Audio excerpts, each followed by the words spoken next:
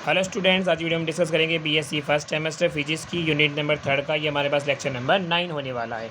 इस लेक्चर में देखो हम क्या डिस्कस करेंगे। इस लेक्चर में जो टॉपिक डिस्कस करेंगे उसका नाम है आपका कक्षीय समीकरण, इंग्लिश में बोलते हैं ऑर्बिट इक्वेशन। देखो स्टूडेंट, इससे प्रीवियस वीडियो लेक्चर में जब हमने लेक्चर नंबर 8 किया था उसके अंदर हमने यहाँ तक डिस्कस कर लिया था। अब देखो यहाँ पे हमने देखा था कि जो हमारा जो कण होता है या पिंड होता है, जब कोई पिंड केंद्रीय बलों के अंदर गुरुत्वीय अन्योन्य क्रिया गुरुत्वीय बलों के अधीन गति करता है तब उसमें 4 प्रकार के पथ बनते हैं। पहला बनता है कि वर्त के रूप में, दूसरा हमने देखा था दीर्घवृत्त के रूप में, तीसरा था परवलय और चौथा था अतिपरवलय के रूप में वो पथ बनाता था। अब देखो हमारे सिलेबस में क्या दे रखा है, तो हम कक्षीय समीकरण में क्या पढ़ेंगे।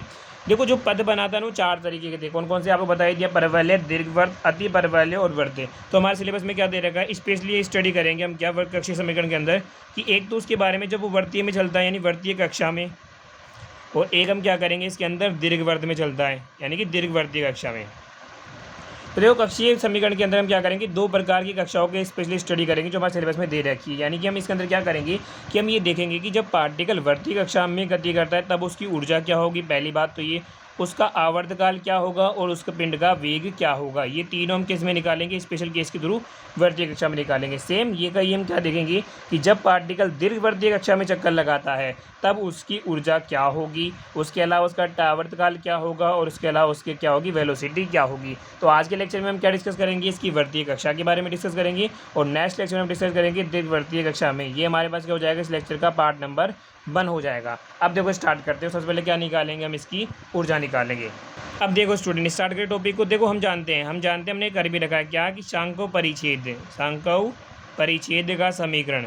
देखो सांको परिच्छेद का समीकरण होता है R = P 1 + epsilon cos theta. ये आप जानते हो, इक्वेशन नंबर 1 दे दो। कैसे स्टार्ट करेंगे, हम क्या निकालेंगे, पहले ऊर्जा निकालेंगे कि कोई पार्टिकल वृत्तीय कक्षा में घूम रहा है तो उसकी ऊर्जा क्या होगी। तो कैसे निकालेंगे, स्टार्ट करेंगे यहाँ से। सांको परिच्छेद का समीकरण क्या होता है, R = P/1 + epsilon cos theta होता है, हम जानते हैं। अब देखो हमें क्या निकालना है, वृत्तीय कक्षाओं को निकालना है। अब जो कंटिन्यू लेक्चर है उसको पता है कि वृत्तीय कक्षाओं के लिए एप्सिलॉन की वैल्यू क्या होती है, 0 होती है। तो एप्सिलॉन की वैल्यू 0 की किसके लिए हमारे पास होती है भैया, वृत्तीय कक्षाओं के लिए। हम जानते हैं वृत्तीय कक्षाओं के लिए एप्सिलॉन की वैल्यू क्या होती है, 0 होती है। पुट करोगे तो यहाँ क्या आ जाएगा, R = P 1 + एप्सिलॉन की जगह 0 पुट कर दिया, यहाँ क्या आ जाएगा, कोस ऑफ थीटा आ जाएगा। सोल्व करोगे तो क्या आ जाएगा, P 1 + ये पूरा क्या होगा, 0 क्या आया P, यानी यहाँ सोल्व करने पर हमारे पास क्या आया, R = P आ गया। और आप चाहो तो P की वैल्यू रख दो, क्या, J² हमारे पास क्या थी, P की वैल्यू आ गई। और ये पूरा क्या है, कॉन्स्टेंट, यानी इससे क्या आ गया, नियतांक आ गया। चाहो तो पूरा क्या है हमारे पास, कांस्टेंट आ गया। यानी यहाँ से हमने देखा कि वृत्तीय कक्षाओं के लिए एप्सिलॉन की वैल्यू 0 रखने पर हमारे पास क्या आया, R = P आ गया। इसको देखो इक्वेशन नंबर 2। अब देखो आगे। अब देखो हम जानते हैं जब हमने निकाला था टॉपिक तब हमने वैल्यू निकाली थी किसकी, उत्केंद्रता। उत्केंद्रता क्या होती है, एप्सिलॉन की वैल्यू हमने निकाली थी क्या, अगर आपको याद हो तो वो वैल्यू थी 1 + 2EJ²/mk²। हम जानते हैं एप्सिलॉन = क्या होता है हमारे पास, ये हमने प्रीवियस वीडियो लेक्चर में निकाला था कि एप्सिलॉन = क्या होता है, 1 + 2EJ²/mk² होता है। अब आप बोलोगे सर आपने ये क्यों निकाला, क्योंकि देखो हमें क्या निकालनी है, ऊर्जा निकालनी है, और ऊर्जा यहाँ से आएगी हमारे पास, ठीक है ना। अब देखो यहाँ पे, अब वृत्तीय कक्षाओं के लिए तो एप्सिलॉन की वैल्यू क्या हो जाएगी, 0। तो ये क्या हो गया हमारे पास, 0। 1 + क्या आ गया, 2EJ²/mk² आ गया। अब यहाँ से क्या आ जाएगा, 2EJ²/mk²। ऐसे कैसे, इसको इधर भेजोगे तो क्या आ जाएगा, -1 की जगह क्या आ जाएगा, ये हमारे पास चला गया इधर, -1 आ गया। अब देखो हमें तो चाहिए क्या, E चाहिए, तो E को यहाँ रखेंगे तो ये क्या आ जाएगा, -mk² इधर चला गया। और ये साथ में यहाँ क्या आ जाएगा हमारे पास, आप चाहो सीधा कर लो, मैं सीधा कर रहा हूँ, E निकाल रहा हूँ, तो E को निकालो तो ये वाला किधर चला गया, इधर, ये आ गया। और ये वाला क्या आ जाएगा, नीचे 2J² आ जाएगा, यहाँ से हमारे पास आ जाएगा। इसको दे दो आप इक्वेशन नंबर 3। और ये हमारे पास क्या आ गया, वृत्तीय कक्षाओं के लिए ऊर्जा का समीकरण आ गया। अब देखो यहाँ से एक चीज़ स्पष्ट हो रही है क्या, कि वृत्ताकार कक्षा में अगर कोई भी पिंड गति कर रहा है ना तब उसकी कुल ऊर्जा हमेशा क्या होगी, ऋणात्मक होगी। कुल ऊर्जा क्या होगी, ऋणात्मक होगी। यहाँ ही ध्यान देने वाली बात है। आप चाहो तो लिख सकते हो क्या, कि उपरोक्त समीकरण से स्पष्ट है कि वृत्ताकार कक्षाओं में गतिशील पिंड की कुल ऊर्जा सदैव क्या होती है, ऋणात्मक होती है। अभी तक देखो हमने क्या निकाला, इसकी कुल ऊर्जा निकाल ली। अब क्या निकालना है, इसका आवर्तकाल। देखो अब आवर्तकाल कैसे निकालेंगे। अब देखो स्टूडेंट, हम इसका क्या निकालेंगे, आवर्तकाल। आवर्तकाल कैसे निकालेंगे, हम जानते हैं आवर्तकाल T = क्या होता है, 2π/ω होता है। ये आप जानते हो आवर्तकाल की वैल्यू होती है T = 2π/ω। अब हम क्या करेंगे, ओमेगा की वैल्यू फाइंड आउट करेंगे। तो हमें क्या, अब जैसे ओमेगा की वैल्यू मैं यहाँ रख दूंगा तो हमें क्या मिल जाएगा, आवर्तकाल। अब देखो ओमेगा की वैल्यू कैसे फाइंड आउट करोगे, तो आप जानते हो क्या, हम जानते हैं, आप लिखोगे हम जानते हैं कि पिंड का कोणीय संवेग क्या होता है। देखो पिंड का कोणीय संवेग हमारे पास रिप्रेजेंट करते हैं जैसे, वो हमारे पास क्या होता है एम आर स्क्वायर ओमेगा होता है, ये आप जानते ही हो। अब देखो आप देखो, चूंकि अभी समीकरण नंबर 2 से, समीकरण नंबर 2 क्या था हमारे पास, अगर आपने नोट किया हो तो देखो, नहीं तो ये रहा देखो, समीकरण नंबर 2 से हमने देखा था कि जो आर की वैल्यू बराबर पी क्या आएगी, बराबर किसकी आ सकती है, जे स्क्वायर अपॉन एम के क्या आ सकती है। तो समीकरण नंबर 2 से हम जानते हैं आर की वैल्यू हम क्या लिख सकते हैं, जे स्क्वायर अपॉन एम के फॉर्मेट में लिख सकती हैं आर की वैल्यू, यही हमारे पास है। अब देखो, अब आर इज इक्वल टू या, अब देखो जे की वैल्यू मैं उठा के यहाँ से ये भी तो रख सकता हूँ, तो मैं यहाँ से क्या रख दूंगा एम आर स्क्वायर ओमेगा, और साथ में क्या आ गया अपॉन में एम के चल रहा है, और जे की जगह रखा है, साथ में इसका क्या जाएगा स्क्वायर। मैंने क्या करा, समीकरण नंबर 10 से ये रखा और जे की वैल्यू है ना यहाँ से ये रिप्लेस कर दी। अब देखो यहाँ से सोल्व करेंगे तो कितना आ जाएगा, R is equal to M square आ गया, आर की पावर कितनी हो गई 4, ये आ जाएगा ओमेगा स्क्वायर अपॉन क्या आ गया एम के। अब देखो यहाँ से 2 था, 1 कैंसिल हो गया, यहाँ आर से ये कितना बचेगा, आर की पावर 3 बच जाएगा, ठीक है ना। अब हमें क्या चाहिए, यहाँ से क्या बचा 1 इक्वल्स टू एम, यहाँ से तो एम बचा, यहाँ क्या बचेगा आर की पावर 3, और यहाँ बचेगा ओमेगा स्क्वायर अपॉन के बच गया। हमें क्या चाहिए, यहाँ से ओमेगा चाहिए, तो हम निकल ओमेगा स्क्वायर को रखा ऐसे कैसे, और ये इधर आ जाएगा, क्या हो जाएगा के अपॉन एम आर की पावर 3 हमारे पास आ जाएगा। किसकी वैल्यू आ गई, ये हमारे पास आ गई ओमेगा स्क्वायर की वैल्यू। इसको दे दो आप इक्वेशन नंबर बी।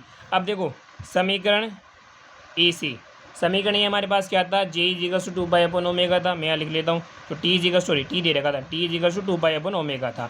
अब मैं क्या कर रहा हूँ, देखो यहाँ से या तो ओमेगा की वैल्यू आप यहाँ पुट करोगे, या क्या करो, या मैं कर रहा हूँ इसे दोनों तरफ स्क्वायर कर दूँ, तो हो जाएगा क्या, T square is equals to 2 का स्क्वायर हो गया 4, पाई का हो गया स्क्वायर, और क्या आ गया ओमेगा स्क्वायर आ गया। अब देखो यहाँ क्या रखोगे, ओमेगा स्क्वायर की वैल्यू रखो, ओमेगा स्क्वायर की वैल्यू क्या है हमारे पास, के अपॉन एम आर की पावर 3 है यहाँ पे, या ये कितना हो जाएगा यहाँ से, यह आ जाएगा हमारे पास 4 पाई ऐसे कैसे, ये चला जाएगा ऊपर एम आर की पावर 3 अपॉन के आ गया। अब देखो यहाँ से ढंग से समझना, 4 कांस्टेंट है, पाई भी कांस्टेंट है, एम भी कांस्टेंट है, और के भी हमारे पास क्या है कांस्टेंट है, यानी यहाँ से कह सकता हूँ कि टी स्क्वायर इजिकल्स टू हमारे पास 4 पाई एम के, ये तो पूरा पूरा क्या आ गया कांस्टेंट, और ये क्या आ गया आर की पावर 3। तो देखो ये तो पूरा पूरा समीकरण किसका आ गया आपका आवर्तकाल का, यानी वर्तीय कक्षाओं में कोई पिंड अगर गति कर रहा है तब उसका आवर्तकाल का समीकरण तो हमारे पास आ गया, ये इसको इक्वेशन नंबर सी।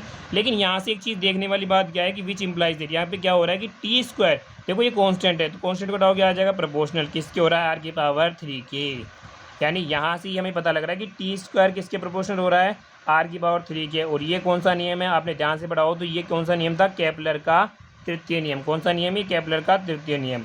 यानी कि क्वेश्चन आपसे पूछा, अगर क्वेश्चन एग्जाम में आपसे पूछा जाए क्या कि सिद्ध करो कि वृत्तीय कक्षाओं के लिए केपलर का जो तृतीय नियम होता है लागू होता है, तब आपको यहाँ तक करना है, ठीक है ना। यहाँ से क्वेश्चन बन सकता है क्या कि देखो यहाँ से क्या स्पष्ट हो रहा है कि हमने क्या करा था कि केपलर थ्योरी, हमने क्या करा था, देखो वृत्तीय कक्षाओं के लिए आवर्तकाल निकाला था, और वृत्तीय कक्षाओं के लिए आवर्तकाल जो है वो केपलर के तृतीय नियम को क्या कर रहा है, सेटिस्फाई कर रहा है। क्वेश्चन अगर आपसे एग्जाम में पूछ लिया जाए कि क्या कि सिद्ध करो कि केपलर का जो नियम है ना, केपलर का तृतीय नियम वो वृत्तीय कक्षाओं के लिए लागू होता है, तब आपको ये वाला यहाँ तक प्रूफ करना होगा आवर्तकाल का पूरा कंसेप्ट, ठीक है ना।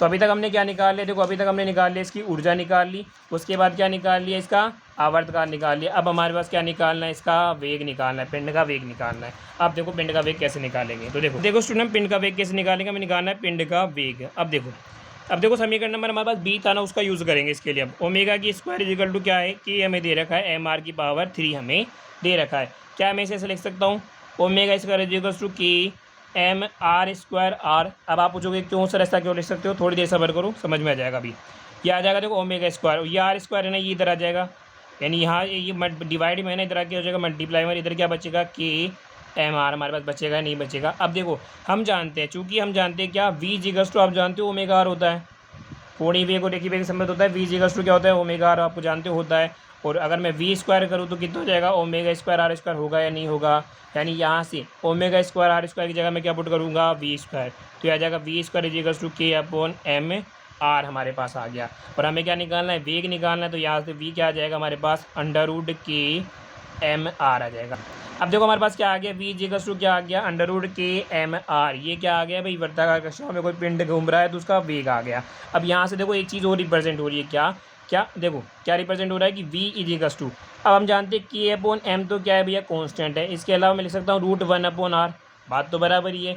अब ये कांस्टेंट है, वैसे ही कांस्टेंट घटाओ क्या आएगा प्रोपोर्शनल आएगा, upon two 1 upon root R आ गया। यानी यहाँ से हम एक चीज़ और ध्यान रखेंगे क्या अगर क्वेश्चन देखो फिजिक्स में घूम के आ जाता है, कई बार घूम के नहीं आता, टॉपिक के अंदर से आता है, तो आपको पता होना चाहिए।